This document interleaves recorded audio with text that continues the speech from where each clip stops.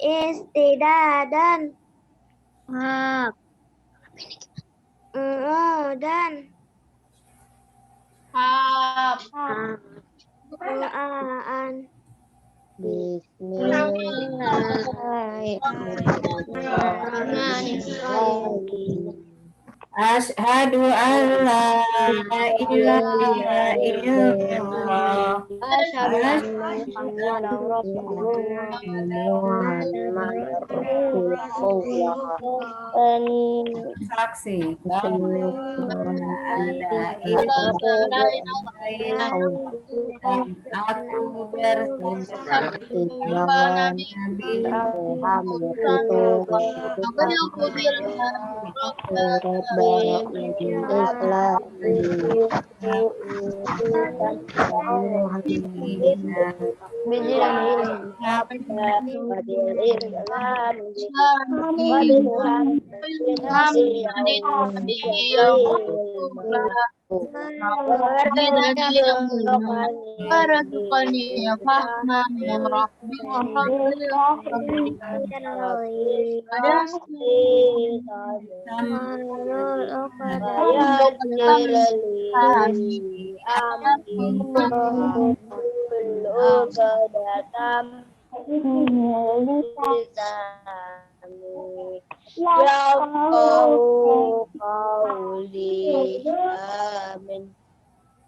salaman.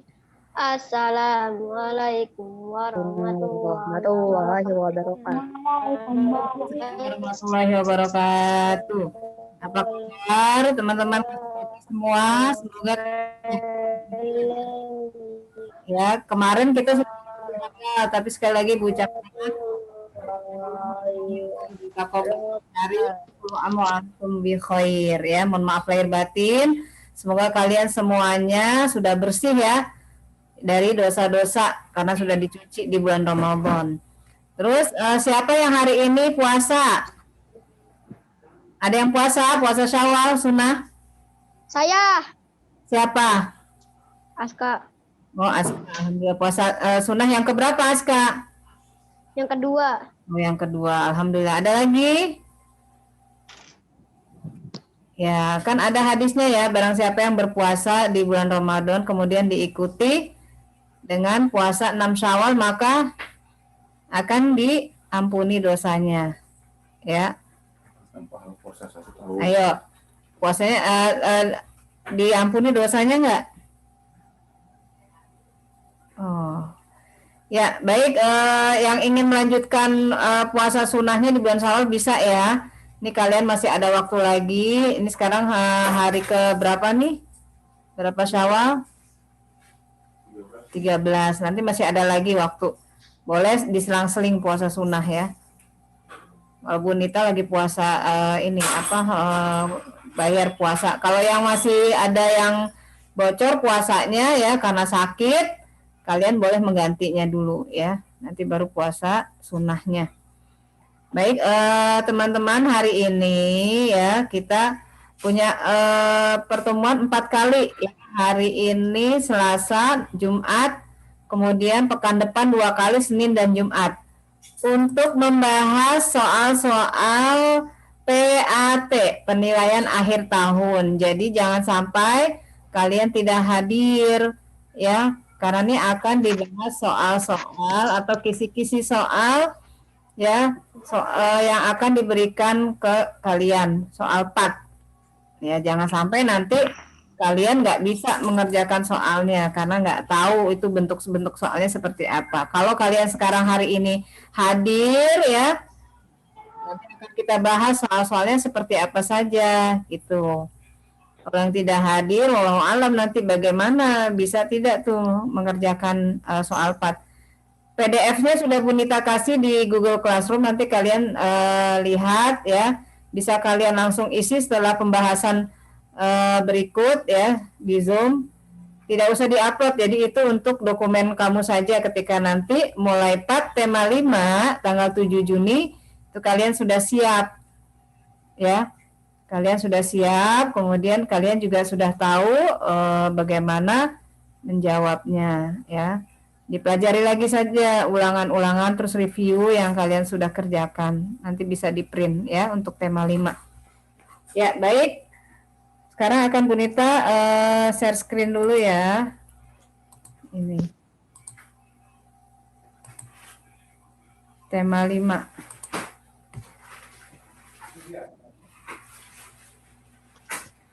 Tema 5 ya, buku temanya judulnya Pahlawanku. Ya. Nah, ini tentang Diponegoro. Ada teks wacana judulnya Pangeran Diponegoro. Ya, dibaca silakan. Siapa yang mau baca?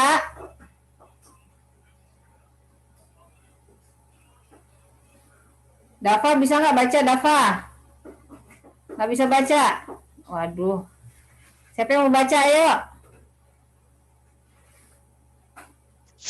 Masa nggak Saya, mau? Bu. Siapa? Ya, silakan baca. Saya, Bu. Ya, Amin. silakan. Pangeran Diponegoro sebagai tokoh besar yang pernah mengorbankan perang Jawa 1825 sampai 1830. Pangeran Diponegoro lahir pada 11 November 1785 di Yogyakarta. Ia memiliki nama kecil Bandoro, Raden Mas Ontowiro, dan merupakan putra sulung dari Raden Ayu Mangkorowati, Putri Bupati Pacitan. Selir dan Sri Sultan Hamengkubuwono ketiga sebagai golongan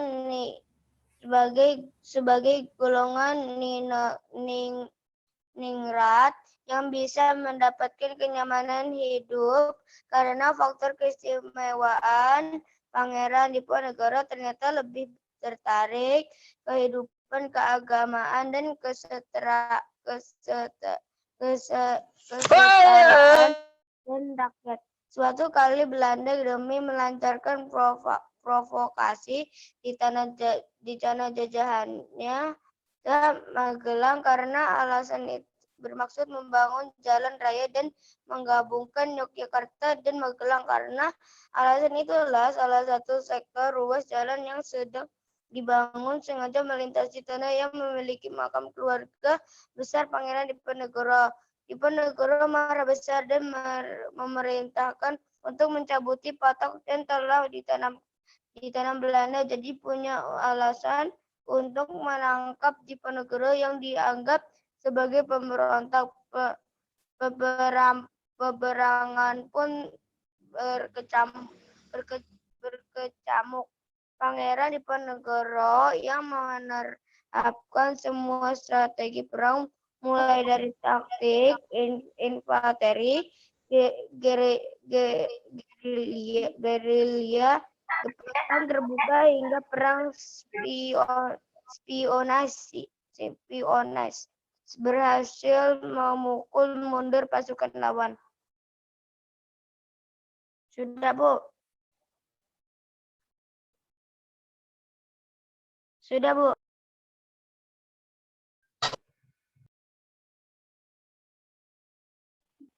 Mute itu, Bu.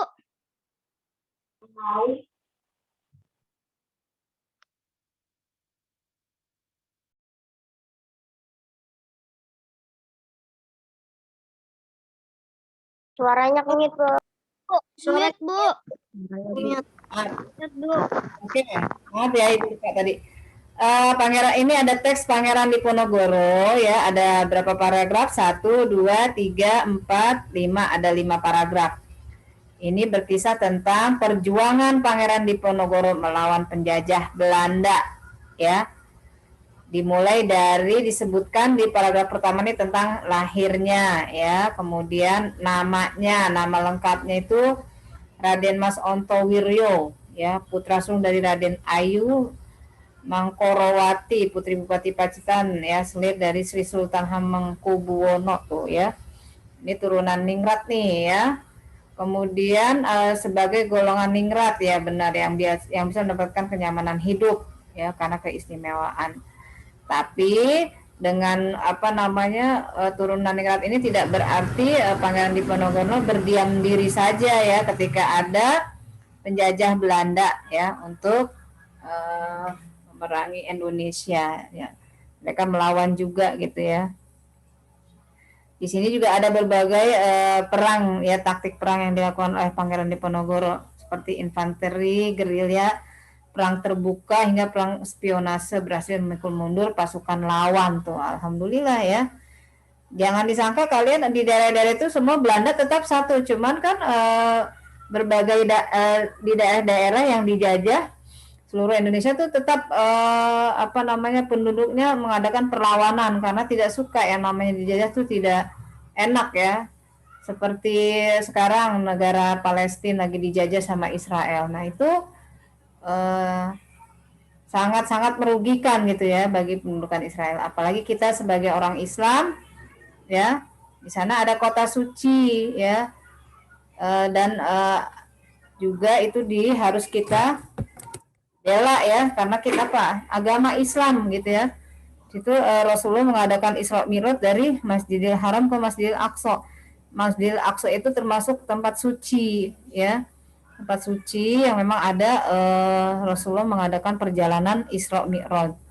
Nah, kita sebagai umat Islam harus benar-benar pertahankan kota suci tersebut ya. Itu kalau dalam segi agama. Kalau kemanusiaan kita bantu ya penduduk di sana masyarakat Muslim untuk mempertahankan gitu ya negaranya seperti itu. Kalau seorang Muslim itu kata Rasulullah kan ibarat satu tubuh. Ketika ada anggota tubuh yang sakit, misalnya jari kita sakit gitu ya, pasti yang lain juga ikut merasakan. Nah seperti itu sikap sebagai seorang Muslim. Kalau ada saudara kita yang sedang dijajah, nah kita ikut merasakan juga bagaimana. Nah, sikap-sikap kita harus kita berempati sama saudara-saudara kita. Nah, kalau kita tidak ada merasakan sesuatu, berarti kita dipertanyakan keislaman kita, ya. Seperti itu. Kita lihat pertanyaannya apa nih? Ini latihan soalnya ya. Perang Diponegoro terjadi pada tahun, tadi sudah disebutkan ya, tahun berapa? 1825 sampai 1830. Ini berapa tahun nih? 1825 sampai 1830 berarti 5 tahun. 5 tahun. Selama 5 tahun. Kemudian sifat yang ditunjukkan Pangeran Diponegoro adalah sederhana, agamis, dan berani. Berani. Kenapa disebut sederhana? Meskipun dia turunan ningrat, tapi dia hidupnya sederhana. Kemudian agamis, dia juga taat kepada agama. Kemudian juga dia berani ya, berani melawan penjajah. Nomor 3, Bandoro Raden Mas Ontowiryo adalah nama asli pahlawan Diponegoro. Kemudian yang keempat, sebuah tulisan atau karangan yang dihasilkan dalam bentuk cerita nyata disebut Non-fiksi. ya. Ini nanti ditanya lagi, kalau karya yang fiksi seperti apa contohnya? Itu dongeng-dongeng, legenda, misalnya cerita tentang keong mas, cerita tentang apa lagi misalnya. Kalian bisa bedakan fiksi dengan non-fiksi. Kalau ini pahlawan Diponegoro, ceritanya ini nyata atau tidak nyata? Nyata. Ya nyata. Kalau kenyataan berarti non-fiksi ya, karena bukan hayalan. Orangnya ada. Biasanya kalau cerita fiksi itu yang hayalan, cerita dongeng tentang hewan, fabel ya, binatang-binatang gitu ya. Binatang yang bisa bicara, nah itu kan hayalan, artinya fiksi. Ini kemarin banyak yang salah nih ketika ulangan tema 5 ya, membedakan antara cerita fiksi dengan non fiksi. Nah, kalian harus bisa bedakan secara jelas ya. Lihat juga dari judulnya aja, misalnya timun mas. Kok timun mas, kok timun ada yang emas gitu kan. Dari situ aja udah kelihatan dari judulnya ya. Kemudian kita lanjutkan yang kelima, kisah tentang kepahlawan Diponegoro termasuk cerita non fiksi ya.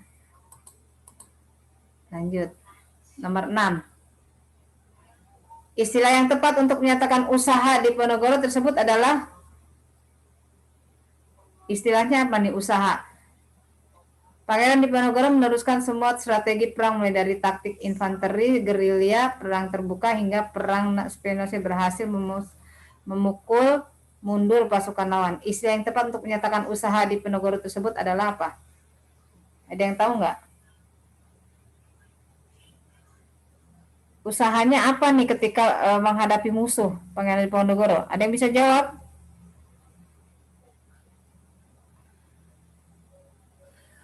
Nggak tahu. Saladin nggak tahu. Artinya strategi, nih ya. Strategi, semua strategi. Strategi artinya usaha, ya. Taktik tuh apa namanya? Persiapan-persiapan ide-ide yang cemerlang, ya, yang membuat pasukan mundur bisa lumpuh, pasukan musuh bisa lumpuh, ya. Itu namanya strategi, ya. Kemudian yang ketujuh, gambar di samping ada seorang pahlawan bernama siapa? Pangeran Diponegoro. Ya jangan salah ya, nanti kalian jawabnya Pangeran Patimura. Nah, ya berikutnya nomor 9, Fatih bercita-cita menjadi seorang polisi, ya. Sini ada kan Fatih? Fatih cita-citanya menjadi polisi, Fatih. Dia membayangkan suatu hari nanti saat ada kejahatan, pencurian akan bersikap tegas menindak pencuri dengan seadil-adilnya. Sungguh mulia cita-cita Fatih. Nah, kemudian salah satu sumber dari karya non-fiksi adalah apa? Sumbernya. Sumbernya apa? Ada yang tahu? Kita sudah sebutkan loh waktu itu sumber-sumber dari Membayangkan. apa? Dari cerita kenyataan, kemudian apa lagi? Dari sumber bacaan, apa lagi? Banyak ya disuruh sebutkan salah satu saja sumbernya. Wawancara. Nah, ini salah satunya wawancara ya. Wawancara kalian biar menggali pengetahuan ya. Pengetahuan dari seseorang bisa dilakukan dengan cara wawancara nih. Ya. Wawancara sama Fatih misalnya. Jadi kalian bisa menulis ya sebuah paragraf yang bercerita tentang seorang Fatih yang bercita-cita menjadi seorang polisi. Ya, kita lanjut. Makna dari pahlawan adalah apa? Makna pahlawan. Ada yang tahu makna pahlawan? Orang yang berjuang dan membela negara, orang yang baik yang bermanfaat buat orang lain, itu disebut pahlawan. Ya. Jadi pahlawan ya zaman dahulu tuh benar-benar melawan penjajah, makanya disebut pahlawan. Kalau guru kan pahlawan tanpa tanda jasa. Nah, kalau pahlawan-pahlawan yang dahulu tuh jasa-jasanya banyak ya. Biasanya ada anugerah-anugerah yang diberikan oleh pemerintah ya, karena telah berjasa untuk berjuang ya, sehingga kemerdekaan bisa kita raih. Kita lanjut PKN. Mendahulukan kepentingan bersama dalam sebuah kelompok belajar di sekolah sesuai dengan sila Pancasila. Sila yang keberapa nih? Mendahulukan kepentingan bersama dalam sebuah kelompok. Sila keberapa? Ada yang tahu? 2. Yuk kita lihat jawabannya. Sila keempat. Nah, sila keempat ya. Contohnya dalam bermusyawarah, perhatian mendahulu kepentingan bersama. Kan sila keempat itu kerakyatan yang dipimpin oleh hikmah kebijaksanaan dalam permusyawaratan perwakilan ya. Jadi ketika lagi berdiskusi, memilih ketua kelas ya, itu salah satu dari ya nilai-nilai Pancasila sila keempat. Kemudian yang selanjutnya soal kedua PKN, sikap sosial yang suka berkumpul, berdiskusi untuk mengambil keputusan merupakan makna sila Pancasila yang bersimbol apa? Simbolnya Kepala banteng. Hah? Kepala Banteng. Coba kita lihat. Ya, betul jawabannya. Berarti sila keempat. Empat. Ya, sekarang contoh dari pengamal sila keempat Pancasila. Tadi sudah Bunita sebutkan, apa contohnya? Pemilihan ketua kelas. Ya, betul, memilih ketua kelas. Selain ini ada lagi ya, memilih ketua RT, kemudian apa lagi? Bergotong royong ya. Bukan bergotong, memilih ketua kelas, pokoknya memilih pemimpin ya, pemimpin dalam satu kelompok ya. Itu salah satu dari pengamalan sila keempat. Kita lanjut yang keempat. Raja Balaputra Dewa berusaha meningkatkan perekonomian dengan cara pembayaran upeti, pajak, dan perdagangan dari rakyat. Hal ini sesuai dengan sila keberapa nih? Bayar upeti, pajak, dan perdagangan. Sila kedua. Sila kedua kita lihat. Wah, sila kelima. Karena membayar upeti, pajak, dan perdagangan dari rakyat itu untuk kesejahteraan rakyat juga ya. Jadi keadilan sosial bagi seluruh rakyat Indonesia. Nah, ya. Lanjut, selama hidupnya Bung Karno telah menyumbangkan seluruh tenaga dan pikirannya menuju masyarakat yang adil dan makmur. Bebas dari penindasan. Sikap tersebut sesuai dengan sila Pancasila yang dilambangkan dengan simbol apa? Padi dan kapas. Nah, padi dan kapas berarti sila ke Dan padi. Nah, ini harusnya dijawab dengan padi dan kapas. Betul tadi jawabannya. Siapa yang jawab padi dan kapas? Aisyah, Bu. Ya, Aisyah. Lanjut ya, yang keenam. Sikap kepahlawanan yang ditujukan oleh seorang pelajar apa nih? Ayo, sekalian sebagai seorang pelajar yang menuntut ilmu di sekolah. Ya. Guru. Enggak, ini apa sikapnya bagaimana seorang pelajar? Bermain? Berantem? Mendidik. Coba kita semangat datang lebih awal ke sekolah. Semangat dalam belajar. Semangat belajar di sekolah. Semangat mengerjakan tugas dari Bu Guru. Nah, itu kepahlawanan yang harus ditunjukkan ya. Jadi kalian juga bisa disebut sebagai pahlawan. Pahlawan belajar ya, pahlawan dari murid-murid. Nah, sebutannya seperti itu. Karena semangatnya terus ditunjukkan oleh kalian. Kalau malas-malasan itu bukan dari sikap pahlawan. Ya. Baik, 7. Kita lanjut. Contoh sikap kepahlawanan yang dapat kita tiru dari Sultan Hasanuddin apa ya? Ini kan dia dapat julukan dari ayam jantan dari Goa nih. Apa contohnya? Sikap kepahlawanan dari Sultan Hasanuddin. Berani. Gigih. Pantang menyerah, gigih, dan berani ya. Dia punya 3 sikap dia. Pantang menyerah, gigih. Gigih itu artinya bersungguh-sungguh ya. Tak kenal lelah ya. Nomor 8, ketika kita sedang bermain, sikap yang harus dihindari apa? Berantem. Bahaya. Coba kita lihat jawabannya. Menang sendiri. Oh, Bahaya. apa jawabannya? Sikap yang harus dihindari adalah mau menang sendiri ya, atau tidak mau menerima kekalahan ya. Iya. Atau tidak mau berbagi mainan ya, ketika lagi ini memberikan kesempatan bermain kepada yang lain, harus antri ya. Jangan permainannya dikuasai sendiri, itu nggak boleh. Nomor 9, untuk menghindari penularan wabah virus COVID-19, salah satu kegiatan yang dapat dilakukan adalah di rumah aja. Ya. Di rumah aja. Dalam masa pandemi COVID-19 yang dilakukan adalah memakai masker ketika keluar, bersikap tenang dan tawakal, perilaku hidup bersih dan sehat ya. Ketika kita keluar rumah ya, kemudian kita misalnya ada keperluan yang mendesak sehingga kita harus keluar, nah itu harus benar-benar 3M itu kita laksanakan. Dan jangan lupa ya, awal-awal kita tuh harus berdoa nih, bersikap tenang dan tawakal. Kalau kita sudah berdoa, berarti berdoa itu kan kita meminta perlindungan kepada Allah. Allah yang akan jaga kita, ya. Karena kita sudah bertawakal, artinya berusaha dengan cara apa? Memakai masker, cuci tangan, dan menghindari atau menjaga jarak.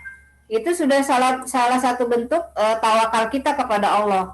Ya, karena kita juga sudah berdoa, maka Allah ijabah doa kita karena kita sudah berusaha dan kita terhindar dari penyakit COVID. Itu salah satunya. Jadi kita juga tidak boleh sombong, kita nggak mau berdoa, ya. Oh, yang penting, saya kan sudah pakai masker gitu kan, saya sudah menjaga jarak gitu, tapi kok masih ada yang kena sakit misalnya ya, mungkin itu tidak berdoa ya. Ingat bahwa setiap penyakit itu datangnya dari Allah, maka kita juga harus minta perlindungan kepada Allah dari berbagai macam penyakit ya.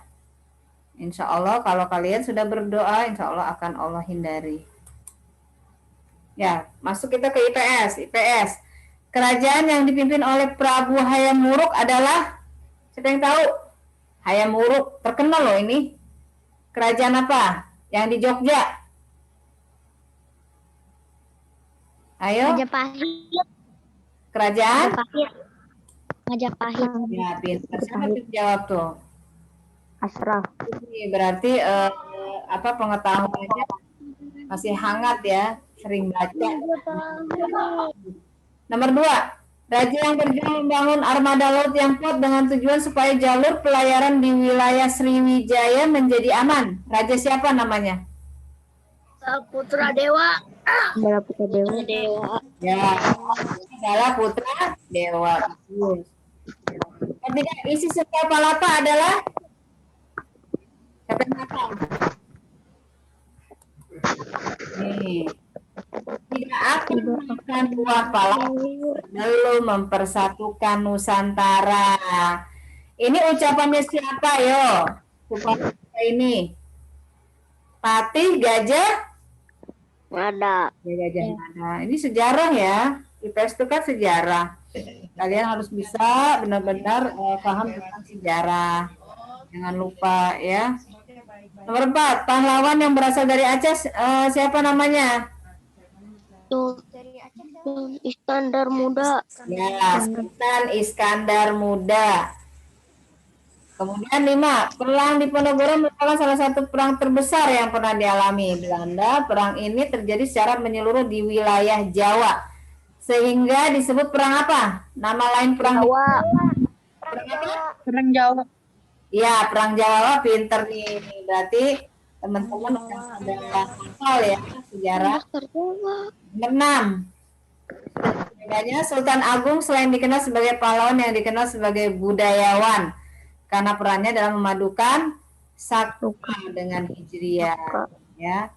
Di penanggalan ya. Nomor 7, pahlawan yang diberikan gelar Bapak Pendidikan Nasional adalah Ki Hajar Dewantara.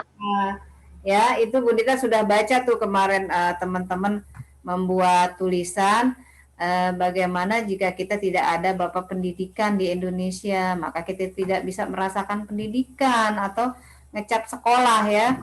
Karena ada Ki Hajar Dewantara sebagai Bapak Pendidikan, maka lahirlah sekolah-sekolah ya yang kalian bisa nikmatin ya sampai sekarang bisa bersekolah. Dulu kan ketika dijajah Indonesia nggak bisa sekolah, yang hanya orang-orang tertentu aja, orang-orang nikmat yang punya duit bisa sekolah di sekolah orang-orang Belanda.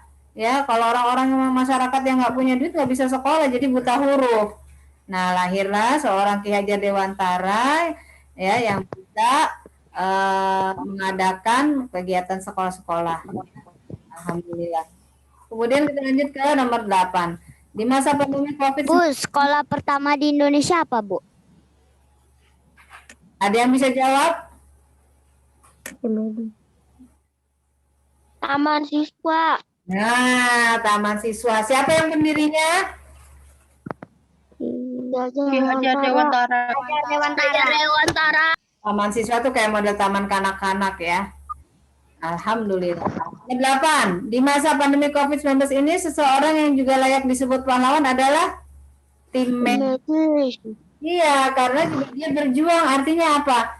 nyawanya tim medis juga terancam ibaratnya ya, karena dia juga menolong orang yang sakit, khawatir tertular gitu kan, dan tertular itu cukup bahaya ya, mengancam jiwanya juga kalau dia tidak berhati-hati, termasuk salah satunya tim medis. Kalau mungkin kalau sakit biasa sudah hal yang biasa gitu ya mereka lakukan, tapi kalau ini karena pandemi kan khawatir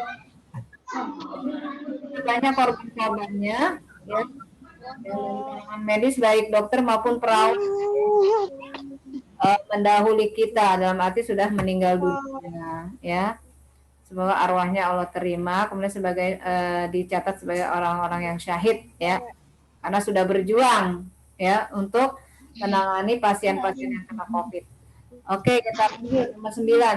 Slogan dikumandangkan oleh Bung Tomo dalam menyemangati para pejuang adalah mati. Allahu Akbar. Ya. Kalau dalam Islam ada nih sebutan orang yang syahid, aish kariman au mut syahidan. Artinya hidup mulia atau mati syahid, ya. Ini kelihatan ya ketika mereka berjuang, para pahlawan itu benar-benar tujuannya adalah untuk mendapatkan syahid ya, merdeka mati ya. Merdeka artinya kan salah satu bentuk kemuliaan ya kan, mendapatkan kemuliaan karena memperoleh kemerdekaan. Atau matinya mati apa? Mati syahid, bukan mati konyol ya. Kalau mati konyol kan ibaratnya tidak ada. Kalau benar itu artinya mati khotimah. Kalau mati syahid mati husnul khotimah.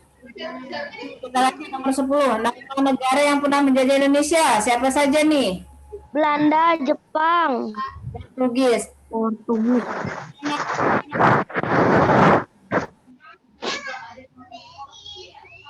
Nama Indonesia.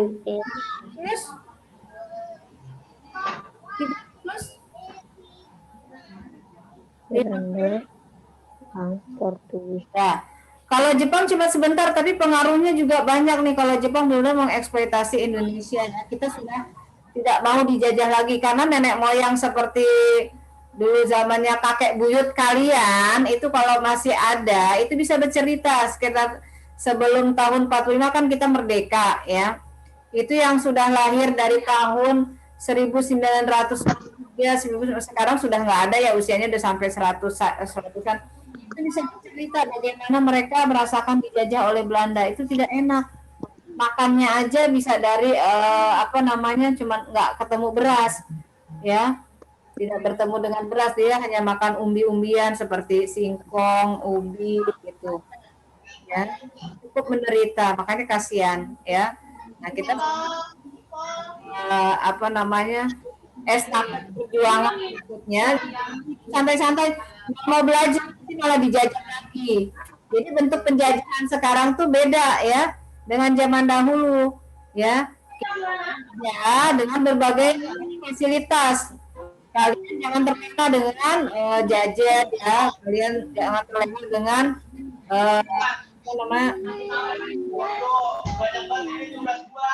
karena kunci keberhasilan kalian sebagai orang yang merdeka ya, menikmati hasilnya di yang akan datang. Bagaimana kalian menjadi orang yang berhasil, menjadi orang yang berguna dan bermanfaat untuk orang lain ya. Jangan dijajah lagi ya. Bu, aku malas belajar, aku malas ngapa-ngapain, akhirnya kalian nggak bisa dapat apa-apa, dapatnya 0 ya gitu. Nah sekarang kita lanjut ke IPA. Perhatikan, sifat cahaya berdasarkan gambar di samping adalah cahaya merambat lurus ya.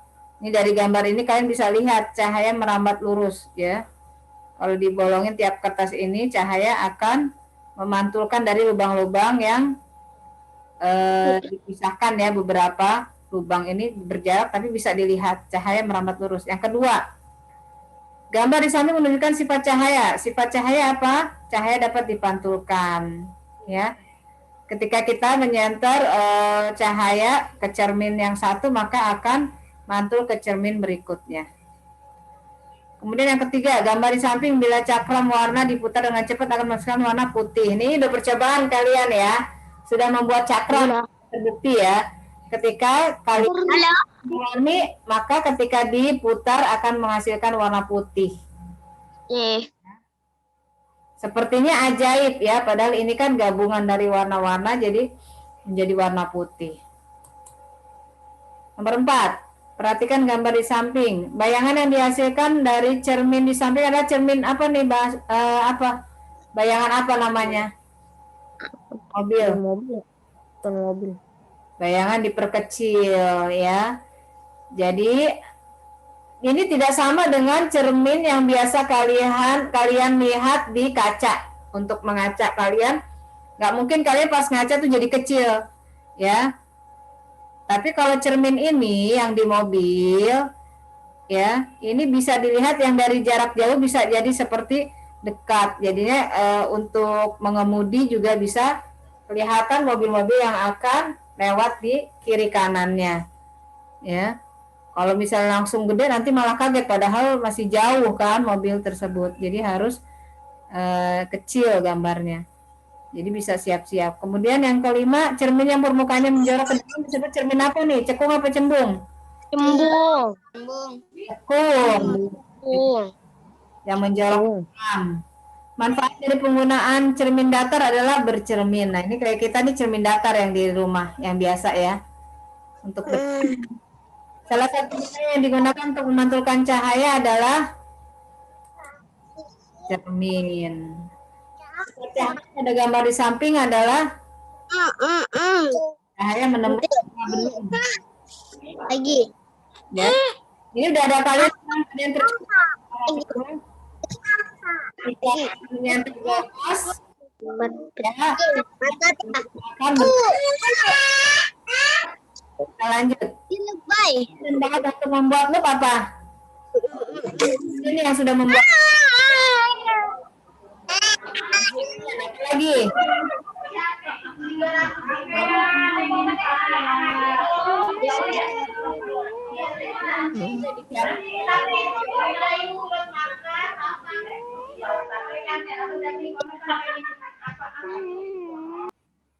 Ada yang rame nih. Ya, kita lanjut. Periskop dapat digunakan untuk apa?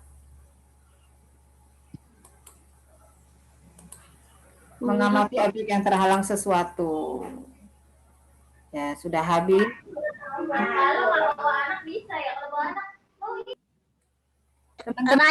Raya.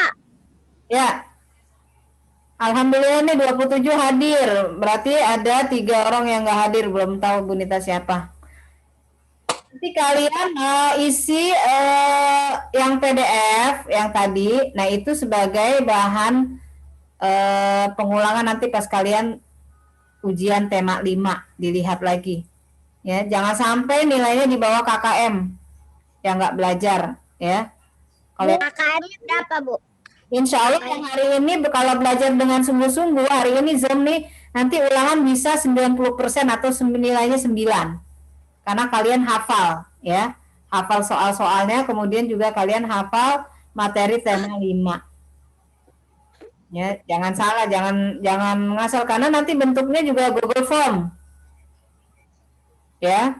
Jangan asal jawab, kalian harus pikirkan dulu. Ada yang ingin ditanyakan? Tidak. Fatan sudah paham, Fatan? Ya. Benar. Ayo. Kemarin Bu Nita sudah lihat hasil review dari tema 7 ya. Tema 7 dari pelatihan maupun reviewnya ya.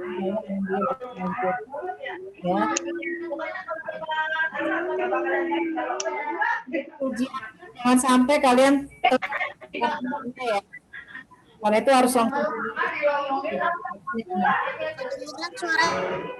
Berarti kita selama setahun nggak ketemu. Kecuali yang belum pernah saya belum kelas 3. Itu semua karena kita ketemu cuma kelas tahunnya kelas ya. Kelas kalau itu sampai 8 bulan ketemu kita Di mute aja, Bu. dibuka suaranya. Raya.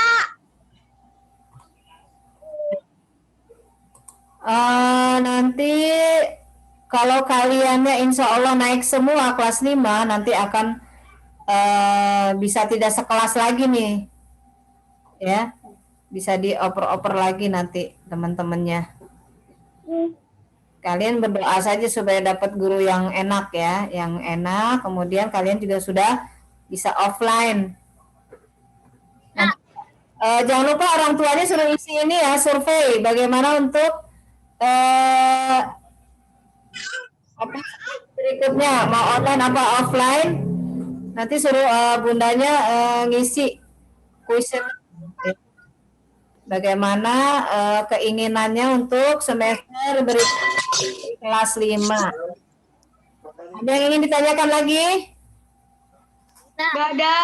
Nggak ada, udah paham ya? Ya. Berita saya Bu. PDF-nya diisi ya, Muhammad. Ya.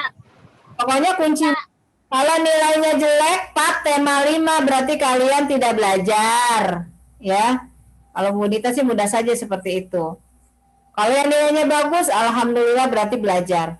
Kan kuncinya itu. Ada nggak di sini yang nggak belajar tapi nilainya bagus? Halo. Ada.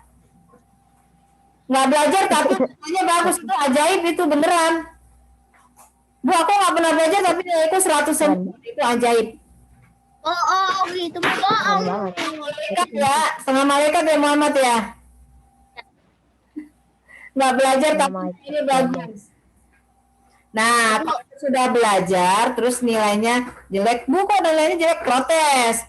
Bu, aku kan nilainya bagus Bu, 100 terus masa nilaiku di rapot 5 terus nggak naik gitu. Nah, itu boleh protes. Nanti disertai bukti-buktinya. Iya nih, aku nilainya bagus-bagus dan aku paham. Kok nilai aku jelek terus aku tidak naik. Nah, itu boleh protes. Tapi kalau misalnya ada nih yang nggak belajar nilai bagus tuh patut curiga. Ya. Sehari-harinya tidur terus tuh Bu, nggak pernah belajar, masa bisa naik kelas gitu kan? Udah bisa naik kelas, nah itu nilainya dapat dari mana itu ya?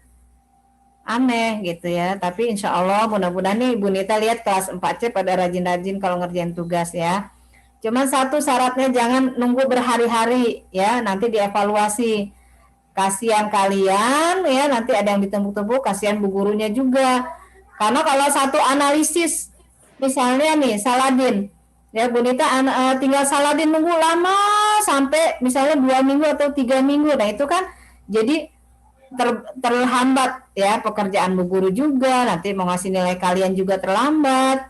Makanya juga ada juga di kelas lain tidak bisa memenuhi nilainya. Bu Nita kelas saya kosong nih pelajaran ini ya, karena murid-muridnya telat, akhirnya rapotnya kosong, nggak ada nilainya, 0. Nah, itu yang Ibu khawatirkan. Makanya kelas 4 jangan sampai terjadi seperti itu ya. Nggak ada nilainya, 0 nilainya karena belum mengumpulkan nilai. Ya, kalau ada japrian dari Bu guru atau dari guru bidang, kalian segera melaksanakan mengerjakan tugasnya. Minta waktu sama ayah bundanya, minta bantuan. Ini dapat japrian dari Bu guru, dari Pak guru untuk mengerjakan tugas. Karena kan kalian di rumah tinggal perangkatnya aja yang harus siap sedia. Ya. Mohon dipersiapkan, jangan sampai kalian terlena. Di rumah aja tapi kok jadinya seperti itu. Kalau di sekolah nih, iya tuh. Bu Nita kejar-kejar terus kan, kayak Azuma tuh. Ya Azuma sini, belum ngerjain tugas, kasih. Kalau di rumah ya harus lihat aktif juga WA-nya. Yang belum dikerjain yang mana gitu kan. Yang mana ya Bu gitu, ada di Google Classroom yang mana ya Bu gitu. Bu Nita sudah mencatat nih anak yang rajin sama yang belum rajin, yang sama yang rajin-rajin ya, pokoknya kelihatan ya. Insya Allah semuanya rajin, cuman kadarnya beda-beda ya. Ada yang dikasih tugas langsung dikerjakan, berarti itu namanya hobi belajar ya. Kok hobi Bu? Iya, tugas apa aja langsung dilahap. Artinya dilahap ya.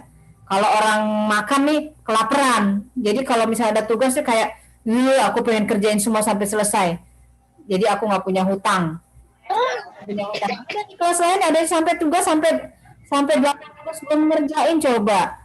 Ya, apa itu nggak memberatkan? Pasti pusing, puyeng Bu. Aku apalagi kalau lagi puasa ditagih sama Bu Guru untuk kerjain soal, pusing. Ya, kamu aja pusing, Bu Guru juga pusing. Ya, nilainya juga gimana? Ya, kalau numpuk-numpuk kerjaan. Pokoknya kalian di kelas 4 ini harus evaluasi nanti di kelas 5 jangan sampai terulang. Mudah-mudahan udah offline ya.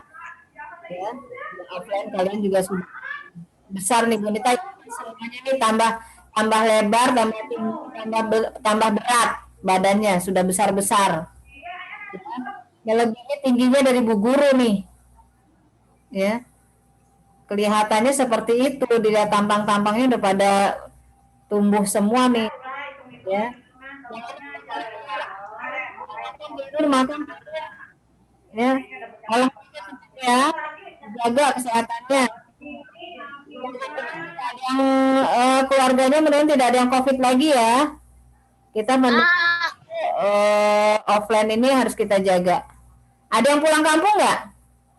saya Siapa yang pulang kampung? Saya Bu. Di swab? Aku Rabu ke Padang. Oh, sama Rabu ke Bandung. ada yang di swab dulu nggak mau pulang kampung? saya sudah di swab. Hasilnya Bagus.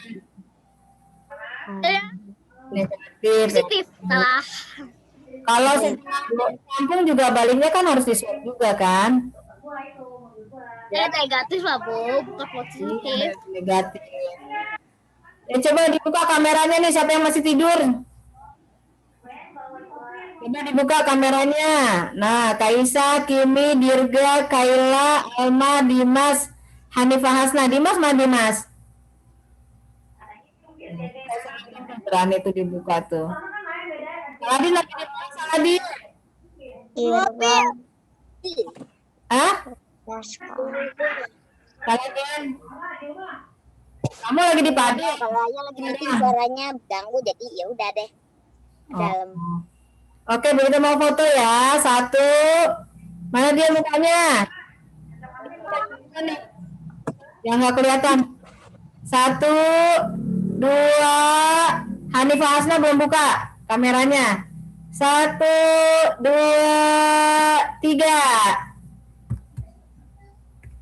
Ya. Bentar. Kita simpan dulu. Ada yang mau tanya nggak dari sampai sini? Kalau nggak ada berarti jelas ya penjelasan Bunita. Nanti boleh japri ya.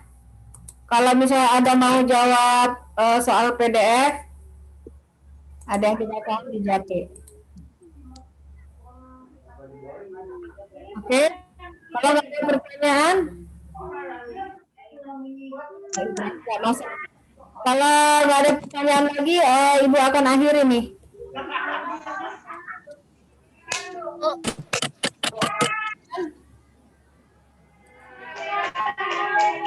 Guru kelas 5 siapa aja, Bu?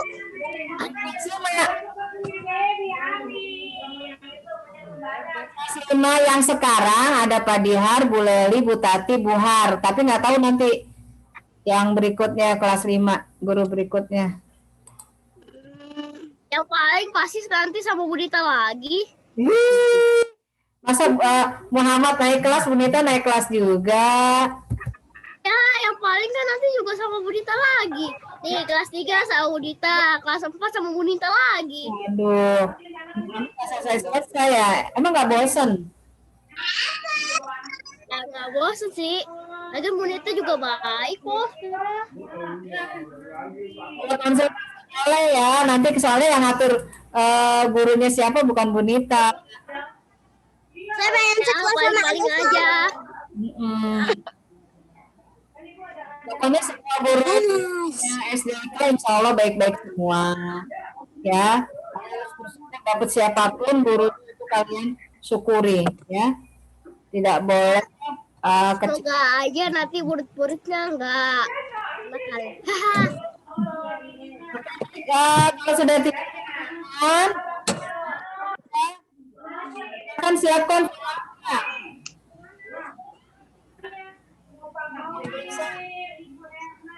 disiapkan Sarah nggak dengar suara ibu. Kimi deh kalau nggak Kimi. Ayo Kimi siapkan. Isra dan Hap. dan aan Bismillahirrahmanirrahim.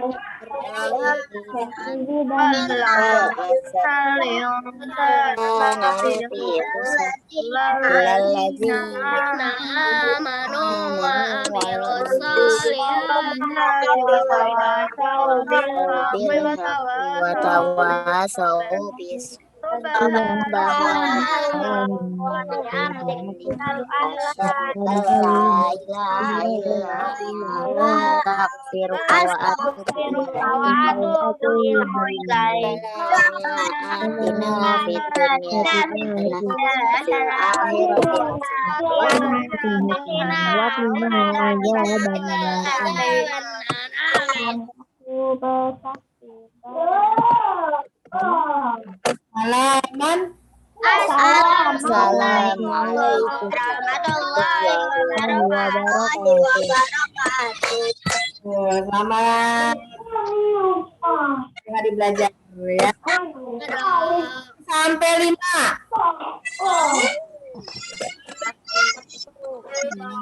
Dadah. Semuanya. Assalamualaikum.